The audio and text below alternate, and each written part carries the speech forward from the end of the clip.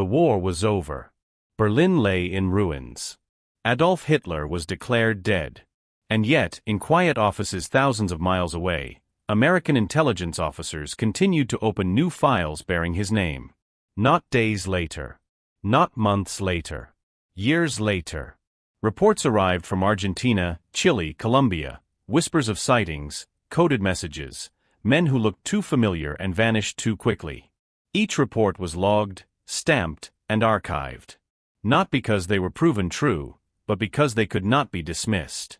For decades, the world accepted a simple ending to history's darkest chapter. But history, as it turns out, is rarely simple. When declassified FBI documents surfaced long after the war, they revealed something unsettling. U.S. intelligence quietly entertained the possibility that the most notorious man of the 20th century may have escaped. Not as a certainty, but as an unresolved question. And that question refused to die. Across Europe, historians scoffed. In South America, rumors hardened into folklore. In Washington, analysts debated whether chasing ghosts was foolish or dangerously necessary. Because if even a fraction of these reports were true, then the end of World War II did not end everything. It merely changed the geography of the story. Could the greatest criminal in modern history have slipped through the cracks of a shattered world? And if governments investigated this possibility in secret, why were the files sealed for so long? If stories like this fascinate you, subscribe to join us as we uncover hidden global truths. And tell us, where are you watching from? Tonight, we follow the paper trail, the silences, and the shadows history tried to forget. The bunker beneath Berlin was meant to be the final chapter. In April 1945, as Soviet artillery thundered closer and the Third Reich collapsed inward on itself, the official story took shape with startling speed. Adolf Hitler, cornered and defeated, had taken his own life. His body, burned and hastily buried, became both proof and punctuation, an ending the world desperately needed. Europe exhaled. A nightmare, it seemed, had finally closed its eyes. But almost immediately, cracks appeared in the certainty. The remains recovered by Soviet forces were fragmentary. Dental records were cited, then questioned. Stalin himself fueled doubt, privately telling Western leaders that Hitler might have escaped. In the fog of post-war chaos, truth was not a fixed point, it was a moving target. And uncertainty, once introduced, has a way of spreading. Thousands of miles away in Washington, analysts began receiving reports they could not fully ignore. A German submarine unaccounted for. A mysterious aircraft sighted weeks after Berlin fell. Refugee testimonies that conflicted with the official timeline. Each piece on its own seemed thin. Together, they formed a quiet discomfort inside intelligence circles. Not belief, but doubt. And doubt, in intelligence work, is enough to open a file. Across the Atlantic, South America was absorbing waves of European arrivals. Some were displaced civilians. Others were scientists, engineers, former officers. Argentina, in particular, became a focal point, a country with sympathetic leadership, vast landscapes, and ports that welcomed newcomers with minimal scrutiny. For ordinary citizens there, the newcomers were just men starting over. For intelligence agencies, they were something else entirely, unanswered questions walking on new soil. By the late 1940s, FBI memos began circulating internally. Sightings in Buenos Aires. A man in Patagonia who resembled Hitler, guarded, living quietly. Informants spoke of Nazi networks operating under new names, supported by sympathizers and hidden money. None of it was conclusive. But none of it could be ruled out either. Analysts exchanged glances, a mix of skepticism and unease. Had history really closed its darkest chapter, or merely turned the page too quickly? Because if Hitler had not died in that bunker, then the end of the war was not the end of the story. It was the beginning of a mystery powerful enough to haunt governments, divide historians, and linger for generations. As Europe rebuilt itself from rubble, a quieter reconstruction was happening in the shadows.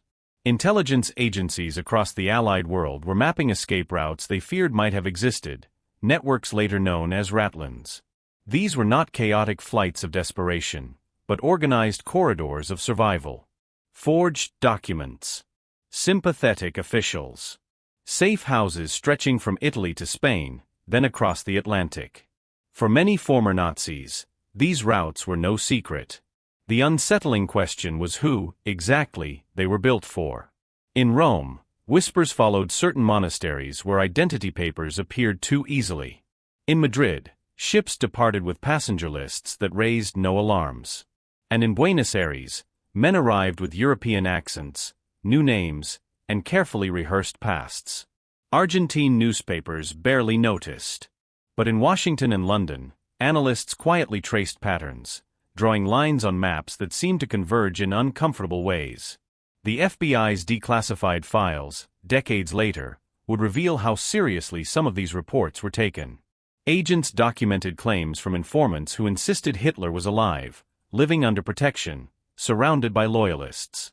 One report described a remote estate.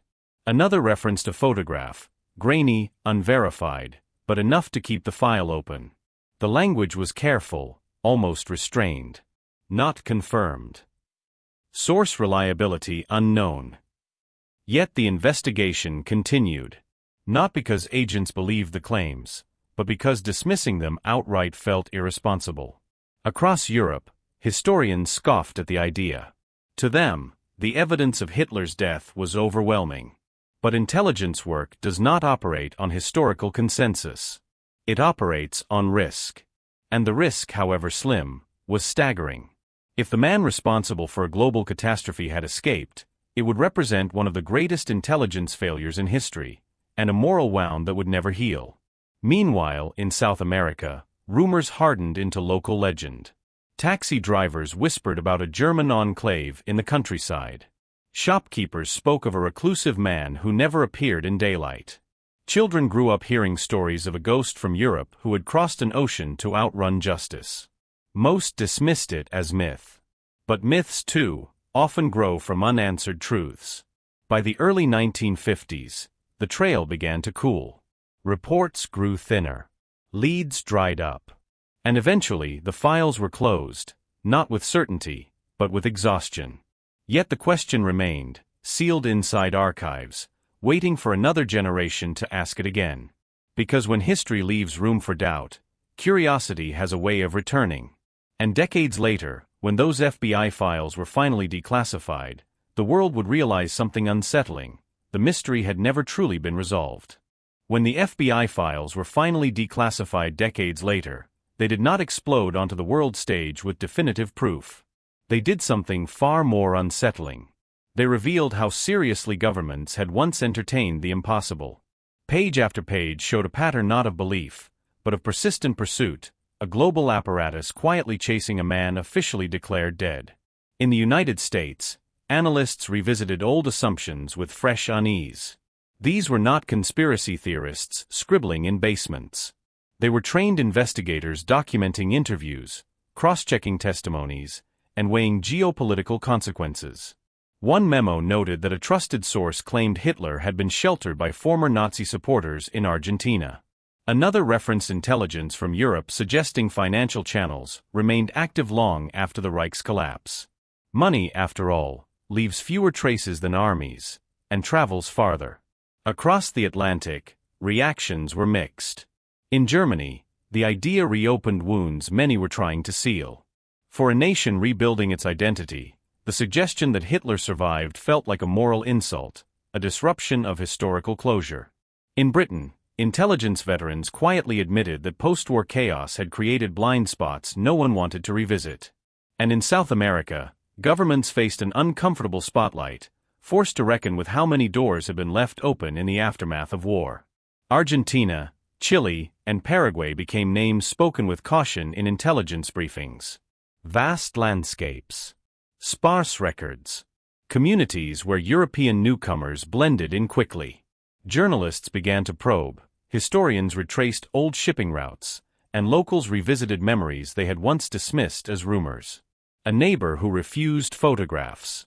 A man whose accent never faded. A sudden relocation whenever questions grew too pointed. Yet every promising lead collapsed, just short of confirmation. A witness recanted. A document proved forged. A trail ended in silence. The ghost always stayed one step ahead, not because he was real, but because the system hunting him was built on fragments. And fragments, no matter how many, never quite form a whole. Still, one question refused to fade. Why did intelligence agencies continue investigating for so long if there was nothing there? Why keep allocating resources, reopening files, and logging reports that led nowhere? For analysts, the answer was simple and terrifying. In intelligence, the most dangerous assumption is certainty. And somewhere between disbelief and dread, the world realized it wasn't just chasing Hitler anymore. It was chasing the fear that history itself could slip away unanswered. By the 1960s, the search had taken on a strange, almost surreal quality. The world was changing. Cold War tensions hardened borders, new conflicts dominated headlines, and younger generations tried to look forward. Yet inside intelligence archives, the past refused to stay buried. Files labeled with Hitler's name were revisited not with urgency, but with an uneasy persistence, as if closing them entirely felt premature. In Israel, the capture of Adolf Eichmann sent shockwaves through intelligence communities worldwide. If one of the architects of the Holocaust had lived quietly in Argentina for years, undetected, then the unthinkable suddenly felt plausible. Analysts across Europe exchanged looks heavy with implication. If Eichmann had slipped through, who else might have? And more troubling still, how many escape routes had truly existed? In South America, journalists intensified their investigations. Remote towns were photographed. German-speaking enclaves drew attention. Locals recalled visitors who arrived decades earlier and never spoke of the war. Some stories contradicted each other. Others aligned too neatly to ignore. A man seen aging faster than expected. A property abruptly abandoned. A sudden death with no official record. Each detail teased the edge of revelation, then dissolved under scrutiny. The FBI files show a growing frustration. Leads were followed across continents only to end in ambiguity. Informants disappeared. Governments refused cooperation. Political considerations crept into intelligence work. No country wanted to be remembered as the place that harbored history's greatest criminal. Silence, in many cases, became a form of protection. By the early 1970s, the chase slowed to a crawl. Not because the mystery had been solved, but because time itself had become the enemy. Witnesses aged. Memories blurred. Evidence degraded. And the question shifted subtly, dangerously, from is he alive? To does it still matter? But for survivors of the Holocaust and their descendants, it mattered deeply. Closure was not academic, it was emotional. The idea that justice might have been evaded cast a long shadow over reconciliation. And so the ghost lingered, not just in intelligence files, but in collective memory. Because even when the world moves on, unanswered questions do not. They wait. And when they resurface, they demand more than facts, they demand meaning. By the time the FBI files became public, Hitler had been dead, officially, for generations. The documents did not confirm his survival. They did not overturn history books. Instead, they exposed something quieter, and perhaps more unsettling, how fragile certainty can be when the world collapses fast enough. The files revealed not answers, but hesitation. Not conclusions, but open-ended questions left deliberately unresolved. For many readers, that was the shock. Governments are expected to know. Intelligence agencies are expected to close cases. Yet here were official records admitting doubt, not about Hitler's crimes or responsibility, but about the finality of his fate. Historians rushed to contextualize. Scientists reasserted forensic evidence. And still, the unease lingered. Because the documents showed that even institutions built on information can be haunted by what they cannot fully prove. Across Europe, the reaction was emotional. For some, the myth felt like an insult to the dead, a distraction from the reality of genocide and destruction. For others, it reopened old fears about accountability and escape. In South America, the files stirred uncomfortable reflection. Communities once proud of their post-war neutrality quietly revisited who they had welcomed, and why questions had never been asked. But the deeper reason the mystery endures lies elsewhere. It is not really about Hitler. It is about systems. About how chaos creates gaps, and how those gaps can swallow truth. The end of World War II was not a clean transition, it was a global rupture. Borders dissolved. Records vanished. Millions moved at once. In that kind of disorder, certainty becomes a luxury. And so the story survives not because evidence proves it, but because history left room for it. A silence where an ending should have been. A shadow where closure was expected. And in that space, the human mind does what it always does. It wonders. In the end, the Hitler escape myth endures not as a theory, but as a mirror. It reflects our discomfort with endings that feel too neat, too convenient for events that shattered the world. The idea that the architect of such immense suffering might have simply vanished into anonymity unsettles something deep within us, a fear that evil can escape consequence if history looks away for even a moment. For intelligence agencies, the lingering question was never about belief. It was about responsibility. When the FBI logged those reports, when analysts followed rumors across oceans, they were responding to a single terrifying possibility: that the systems meant to protect the world might have failed at the most critical moment. That fear, more than any eyewitness account, kept the files alive.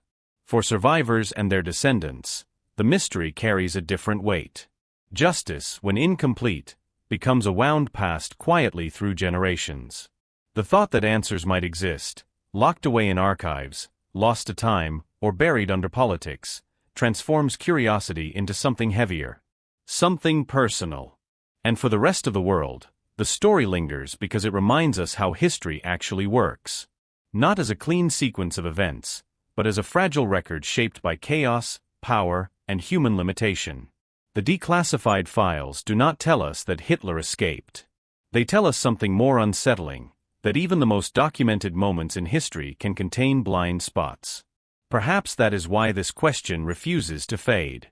Not because we expect a different ending, but because we fear what it says about our systems if the ending was never truly known. History demands certainty. Reality rarely provides it. In the end, the question of Hitler's fate matters less than what it reveals about the world left behind.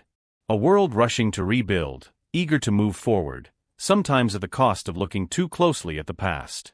The declassified files are not proof of escape, they are evidence of uncertainty, preserved in ink and silence. They remind us that history is not just written by victors, but shaped by chaos, fear, and unfinished business. That even after the guns fall silent, consequences continue to travel, across borders, through institutions, and into memory. And perhaps that is the final truth this story offers, that closure is not guaranteed, justice is not automatic, and vigilance does not end when wars do. Because when questions remain unanswered, they do not disappear. They wait.